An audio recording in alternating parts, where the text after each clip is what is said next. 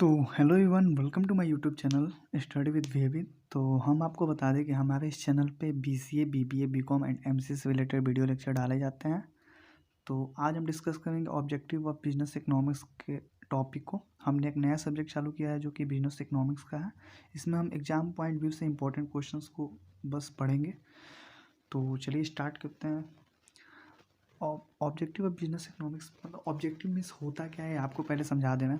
कोई भी बिजनेस या कोई भी ऑर्गेनाइजेशन जब कुछ अर्न करती है, कुछ चलाती है, तो उसका कोई ना कोई पर्पस तो ऑब्जेक्टिव होता है। जैसे बिजनेस आप कर रहे हैं तो उसके पीछे आपको प्रॉफिट अर्न करना है, मनी को अर्न करना है प्रॉफिट के फॉर्म में, तो आप बिजनेस को चला रहे हैं। इसी तरह हर एक चीज़ को के पीछे कोई ना कोई ऑब्जेक्टिव होते हैं, वो सब चीज़ को अचीव करते हैं। तो चलिए स्टार्ट करते हैं। पहला टॉपिक है प्रॉफिट मैक्सिमाइजेशन। तो प्रॉफिट मैक्सिमाइजेशन होता क्या है? तो बेसिकली प्रॉफिट मैक्सिमाइजेशन मतलब होता है कि हम ज़्यादा से ज़्यादा प्रॉफिट अर्न करें अपने बिजनेस में। फॉर एग्जांपल, अगर हम कोई प्रोडक्ट बेचा बना रहे हैं, जब हम मार्केट को ऑडिट करते हैं, डिमांड एंड सप्लाई के बारे में जब हमें नॉलेज हो जाए, तो जो भी हम प्रोडक्ट बना रहे हैं उसको प्रोडक्ट को हम ज़्यादा प्रोडक्शन करेंगे, और ज़्यादा प्रोडक्शन करेंगे तो हम ज़्यादा प्रॉफिट अर्न करेंगे, और जितना ज़्यादा प्रॉफिट अर्न करेंगे उतना अपना प्रोडक्शन को डिस्क्राइब करेंगे, बढ़ाएंगे। ठीक है, तो आता है प्रॉफिट मैक्सिमाइजेशन। दूसरा आता है कॉस्ट मिनिमाइजेशन। आपको जाहिर सी बात है कि आप जो भी प्रोडक्ट बना रहे हैं उसमें कुछ ना कुछ कॉस्ट इंक्लूड हो रहा है।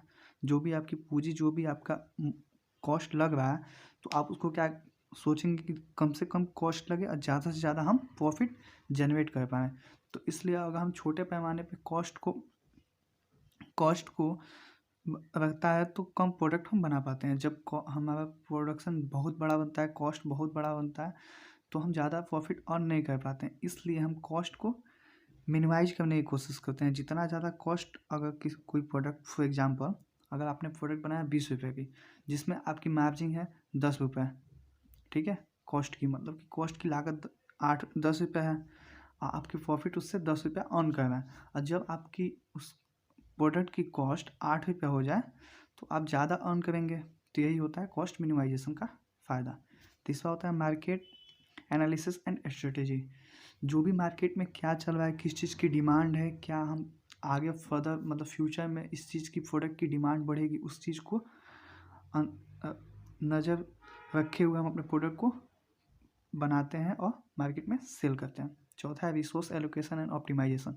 जो भी हम रिसोर्स अपने प्रोडक्शन को बनाने के लिए आते हैं उसका प्रॉपर यूज करें, उसका कोई मतलब डिसयूज या वेस्ट ना हो जाए। फॉर एग्जांपल, अगर आप कोई एक प्रोडक्ट बना रहे हैं तो उसमें कुछ रॉ मटेरियल्स निकलेंगे, कुछ कचड़े निकलेंगे, उसको भी आप सोचें कि कहीं ना कहीं हम यूज कर लें ताकि वो भी आपको प्रॉफिट दे।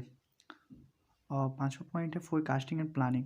फ्यूचर को नज़र रखते हुए हमें ऐसे प्रोडक्ट की प्लानिंग करना चाहिए जो जाके फ्यूचर में एग्जिस्ट करे और मुझे ज़्यादा से ज़्यादा अर्निंग जनरेट करे।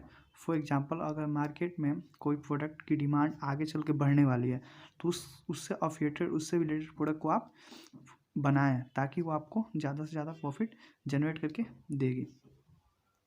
छठा पॉइंट है policy analysis and government regulation. जो भी आपकी कंपनी है, कोई ना कोई रूल्स एंड रेगुलेशन तो फॉलो करनी पड़ेगी उससे। इसलिए जो भी गवर्नमेंट की रूल्स एंड रेगुलेशन है उसको आपको फॉलो करना पड़ेगा ताकि आप मार्केट में ज़्यादा दिनों तक स्टे कर पाएँ और अपने प्रोडक्ट को मार्केट में सेल कर पाएँ।